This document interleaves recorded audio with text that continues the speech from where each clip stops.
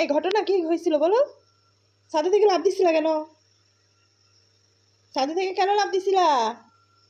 এই যে ছাদে থেকে লাফ দিয়ে আমার বাচ্চা, এই যে পুচু, এখানে দাঁত দাঁত ভেঙে ফেলছিল।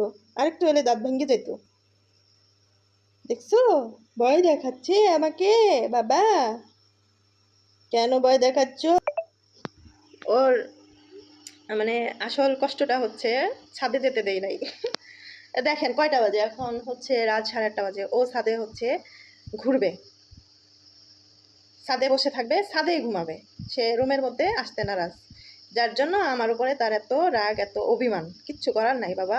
সেই সকাল ভোর, সকাল না, ভোর 4টা বাজে, রাত 4টা বাজে, 3:30টার সময় ওঠে। ওঠার পর তাকে ছাদের দরজা খুলে দিতে হয়। ছাদে গিয়ে সে বসে থাকে, কখন পাখির কিচিরমিচির শুনবে আর একটু লাফালাফি করবে ধরার জন্য। এই হচ্ছে তার চিন্তা ভাবনা, তার ইন্টেনশন।